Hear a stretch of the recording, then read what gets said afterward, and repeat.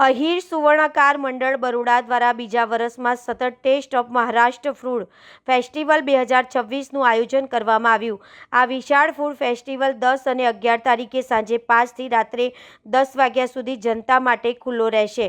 આ ફૂડ ફેસ્ટિવલનો ઉદ્દેશ મહારાષ્ટ્રની સમૃદ્ધ ખાદ્ય સંસ્કૃતિ, લોકકલા, સંગીત અને પરંપરાને વડોદરાવાસી સુધી પહોંચાડવાનો છે।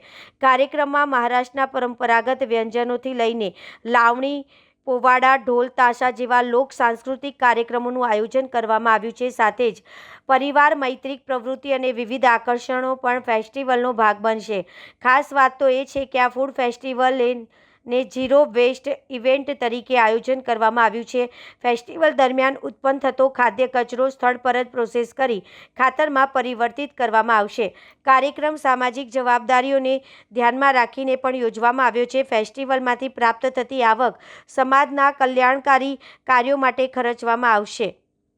અહીર સુવર્ણકાર મંડળ બરોડા દ્વારા તમામ સ્વાદપ્રેમી અને પરિવારજનોને આ વિશેષ ફૂડ ફેસ્ટિવલમાં સહર્ષ ઉપસ્થિતિ રહેવા આમંત્રણ આપવામાં આવ્યું છે। ફૂડ ફેસ્ટિવલની શરૂઆત થઈ રહી છે, કેવી રીતનું આયોજન છે અને શું વિશેષતા છે આ વખતે?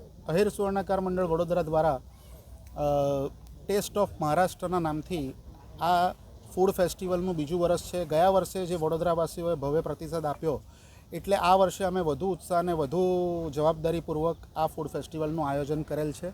આ ફૂડ ફેસ્ટિવલ માંજલપુર ખાતે સીતાબા ગરબા ગ્રાઉન્ડમાં એનું આયોજન છે। આવતીકાલે શનિવાર તારીખ 10 અને રવિવાર તારીખ 11 સાંજે 5થી લઈને રાત્રે 10 વાગ્યા સુધી આ ફૂડ ફેસ્ટિવલ અહીંયા ચાલુ રહેવાનો છે। આ વખતે વિશેષ શું છે ફૂડ ફેસ્ટિવલ વાનગીઓની સાથે સાથે?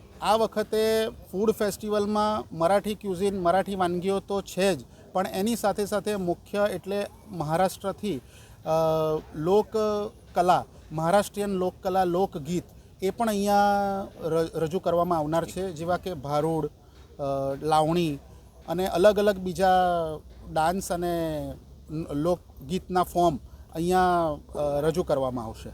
કેટલા દિવસીય આ ફૂડ ફેસ્ટિવલ રહેશે? આ ટોટલ 2 દિવસનો આ ફૂડ ફેસ્ટિવલ છે। 2 દિવસ લોક સંગીત અને લોકનૃત્યના પણ કાર્યક્રમો એની જોડે ચાલવાના છે।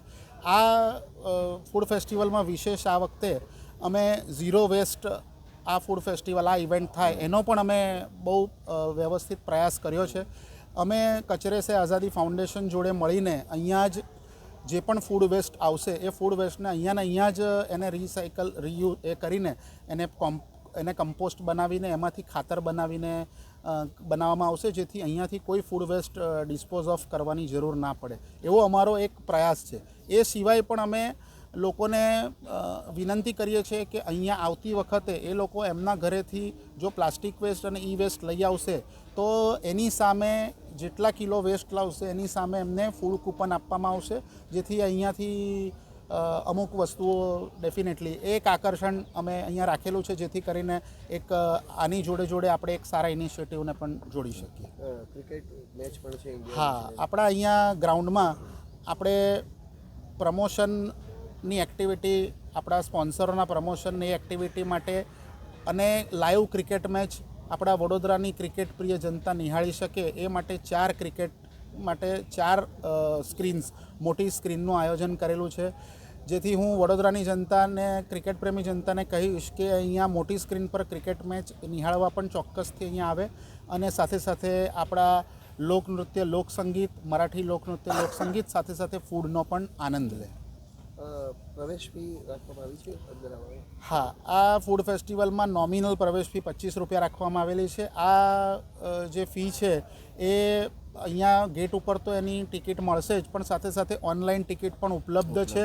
તો મારી એ પણ વિનંતી રહેશે કે દરેક લોકો જો એ ઓનલાઈન ટિકિટ બુક કરાવે તો અહીંયા એન્ડ ટાઈમ અહીંયા રશ તમે નહીં થાય અને તમે ઇઝીલી અંદર બહુ સરસ રીતે પ્રવેશ મેળવી શકશો। અંદાજિત કેટલા લોકો આ વખતે આ ફૂડ ફેસ્ટિવલની મુલાકાત લે એવો અનુમાન છે? ગયા વર્ષે 7,000 થી 8,000 લોકોએ ફૂડ ફેસ્ટિવલની મુલાકાત લીધી હતી 2 દિવસ દરમિયાન। આ વખતે અમને એવી આશા છે કે 15,000થી વધુ વડોદરાવાસીઓ આ ફૂડ ફેસ્ટિવલની મુલાકાત લેશે।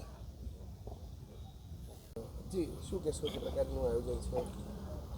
અમારું આ અહીર સુવર્ણકાર મંડળ ટેસ્ટ ઓફ મહારાષ્ટ્રનું આ સલંગ બીજું વર્ષ છે અને ગયા વર્ષે બહુ પ્રચંડ પ્રતિસાદ મળ્યો, એથી અમને પણ એવી પ્રેરણા મળી છે કે આ વર્ષે વધુ અનેરા ઉત્સાહ સાથે અમે આ કાર્યક્રમ કરીએ અને વડોદરાની તમામ જનતાને અમે આમંત્રણ આપીએ છીએ કે આ ફૂડ ફેસ્ટિવલમાં જોડાય, લોકસંગીતનો પણ આનંદ લે. સાથે સાથે વિશેષતા એવી છે કે આ વખતે અમને એવો પ્રતિસાદ મળ્યો કે અમારા ફૂડ સ્ટોલ જે ગયા વર્ષની સરખામણીમાં વધ્યા પણ છે અને બીજું બહુ ઉત્સાહથી મેમ્બર્સોએ આમાં ભાગ લીધો છે. તો આ વખતે વાનગીમાં કઈ વિશેષતા જોવા મળશે? વાનગીમાં જે મરાઠી ક્યુઝિનની જે વિશેષ વાનગીઓ છે, જે રીતે કોથંબીર વડી છે કે સોલ કઢી છે, જે ફક્ત મરાઠી લોકોના ઘરે જ બનવામાં આવે છે અથવા તો જે મરાઠી રેસ્ટોરન્ટ છે એ ત્યાં જ મળશે. તો અમારો પ્રયત્ન એવો છે કે અહીંયા બધી જ મરાઠી વાનગીઓ અહીંયા લોકો એનો સ્વાદનો આનંદ લે અને એની જોડે જોડે લોકકલાનો પણ માણવાનો બી આનંદ લે.